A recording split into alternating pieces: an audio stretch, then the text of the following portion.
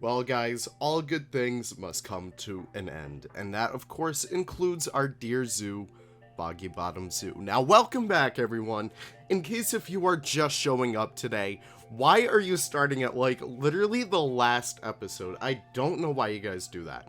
Either way, welcome, guys, in case if you're new, or in case if you're returning to the very last episode of Boggy Bottom Zoo. Now, I know, it's been quite some time since we've, last chatted. Since, like, I don't know, probably like the day before this came out. I don't really know. Either way, we are in here back in Boggy Bottom Zoo, and we're doing all of the finishing touches. So essentially, this whole episode is going to be dedicated to the Danube Crested Newt for some reason, because I have not built for them yet. And I figured, you know what, we might as well just build for them in here. Just because I really didn't have any other animals to throw in here. So we do end up doing that in a little bit, but for the main part of this, I do work on, like, just getting the rest of these areas all decorated, getting them looking good, getting them looking snappy, just as a way to help it feel a lot more better, a lot more, complete, because I have this big area right in between the Crocoseum and the rest of, like, it's like a T-junction, I think that makes sense.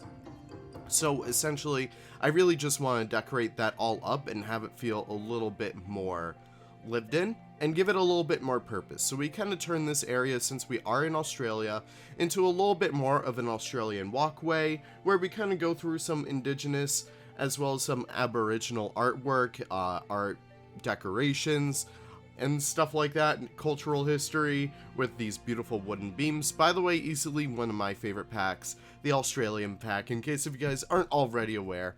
Absolutely loved all the animals in it, and the decorations in there are not only just, like, absolutely useful, but they are incredibly wonderful to use in zoos like this. I don't know, I just really do like it. So we kind of have that going on throughout the entire thing, kind of welcomes you in, and then we get started on some other things. So I am currently using Drax Birds of the World pack. This is a new peace bird pack that was just put out by Drax, and it's really awesome. It's really detailed, which I really do like. And we have a bunch of aviaries all nice and set up throughout the entire zoo now, so we kind of fill up, like, these kind of smaller areas, if that makes sense. So we have a few birds all scattered throughout the zoo, just to give it a little bit more life, because I do like to do implied habitats, if you guys aren't already aware.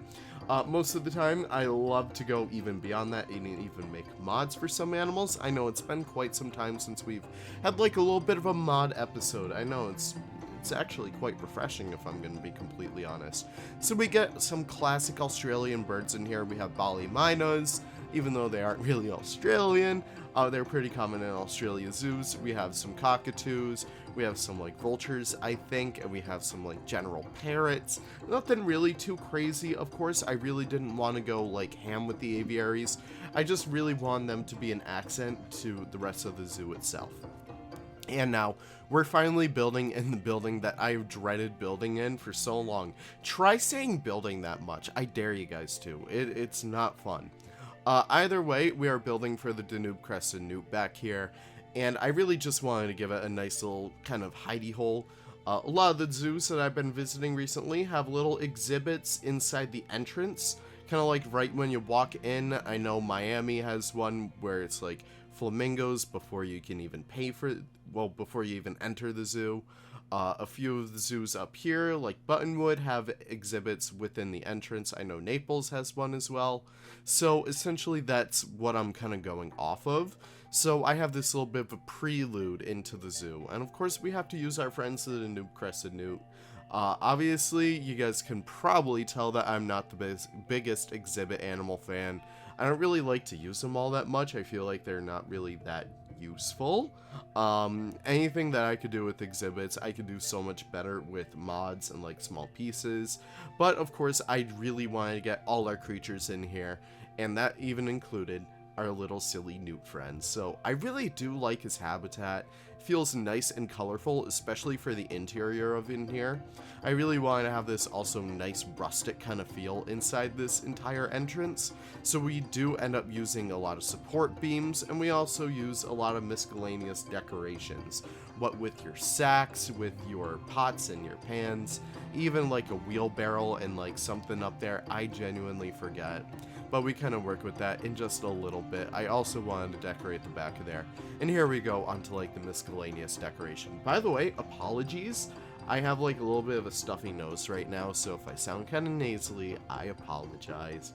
But making our way throughout here and adding as much decoration as possible, and also trying to make sure that this area feels a little bit more lived in, because this is going to be a very themed area, or rather a very themed entrance, and I really want to make it feel alive.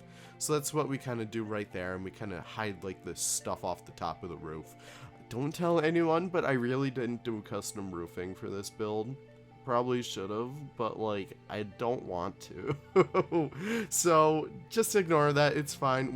You're never gonna look at the roof anyways. It's Australia. You could just say that that's the reason why we don't have a roof. I don't even know. I've never been.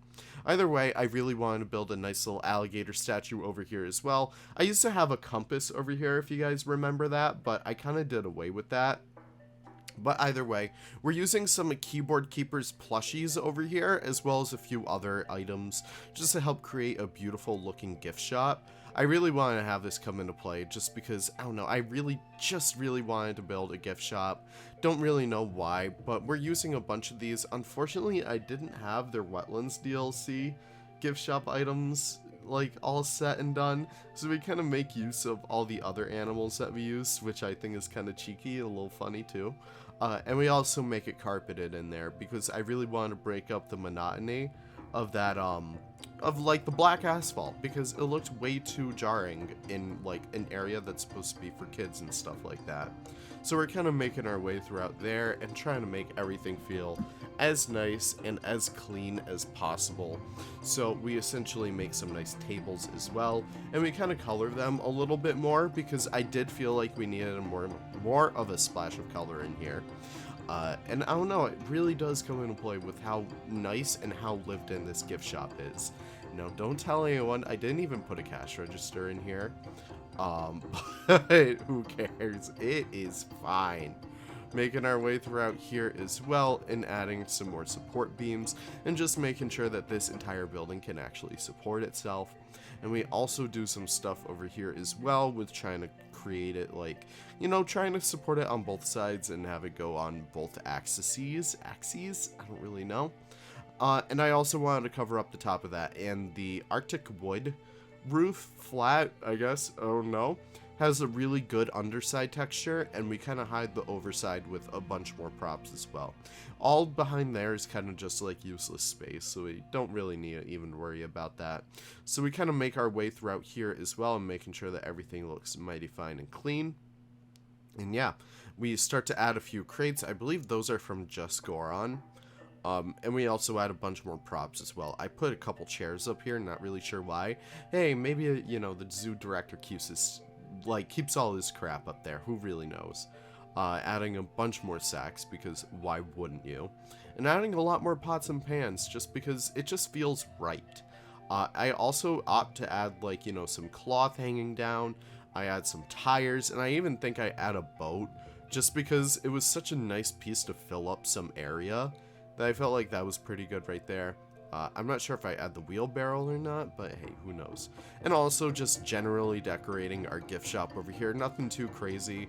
I love what I did with the art piece over here, and I kind of had like support beams on each side because it would be a pretty heavy piece. I really wanted to keep it nice and supported. And we also add some planters as well. I believe all of these planters are from Eben. So we kind of make our way throughout there with all of those, and we also kind of do some more plushies on the back side just to help everything feel a lot more lived in. And we also duplicate that on the other side as well. Nothing really too crazy, guys. You know, just trying to decorate this as best as I can and add as many like small details in here as possible. Also, I love what I did over here. It's like a little photo area that the kids can go in, or even the adults if they want to. It's just nothing crazy. It's just a car driving through the boggy bottom. that's about it. Nothing really too crazy over there. I just really want to include a little cheeky thing like that. Also adding a few more tables as well, just to help it feel a little bit more lived in. And I think I kind of decorate it with like, oh, sorry, I'm a little tired. Decorate it with a few pots as well and some enrichment items, just because that's a really good use of them.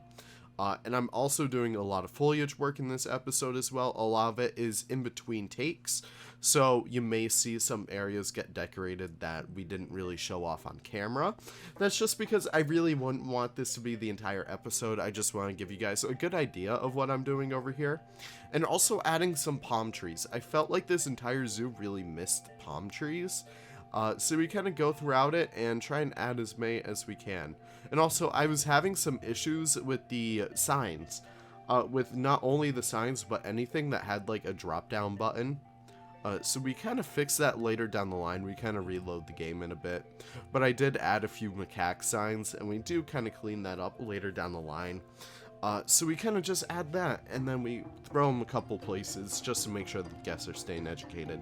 And another thing too, I was so excited about this. So this is going to be nothing really for the speed build, but I really do hope you guys actually download the zoo when it does come out. And I would say, I'm not really sure when will it come out. I guess like next week.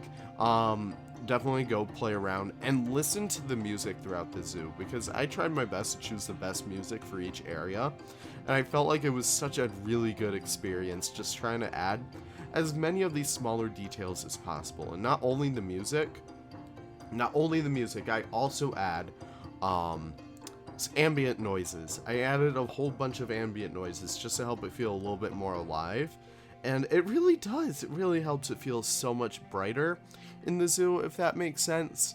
And yeah, it was just really, really great just to add all that stuff in there. I also used a custom audio in here, just one. I don't really know why, but I really wanted the Zoo Tycoon Endangered Species theme to be playing in the Crocoseum. I felt like that'd be a really cute thing to have. It's one of my favorites from the entire series, so I really want to add that in there. And I also add some more finishing touches as well to the Crocoseum, just some doors where they should be.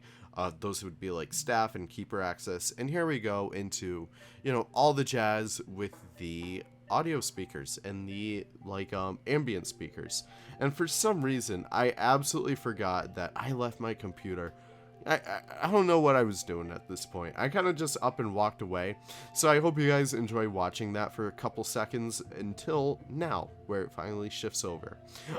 Don't know why, but listen, we deal with that stuff here. Either way, I really want to add some splashing amongst a swamp to the crocodile ones. I really want to add some nice birds and ambient noises into the Australia and Asia ones. I thought that was really fun to do. And I don't know, it was just really, really enjoyable to do that all. What I also did over here was add a guest spawner, because listen, I saw the Delady video. I saw that she wasn't able to get the guests in the zoo. I had to make sure that I was able to do that this time around. So I actually do add that, and I kind of hide it. Hope you guys are fine with that. I don't care about doing a parking lot for this zoo. Not like I can even do one anyways, because we're already on the map border. Just be implied that they are swamp people. This is a zoo for the swamp people. And they kind of come out of the water. You like that, you see? Either way, thank you guys so much for watching. This was a really fun episode. Always do love to chill out with you guys. But yeah, stay tuned for next week, where we actually do, have a final tour of Boggy Bottom, and you guys get to actually play with it. So that'll be really fun to have. And yeah, thank you guys so much for watching. Be sure to subscribe in order to stay up to date with that and all the other projects that we've kind of been chugging along with recently. My name is Leaf, and it's so great to have you guys here once again. Alright, I'll take care. No, you take care. Okay, I gotta get out of here. Have a great one, guys. Bye.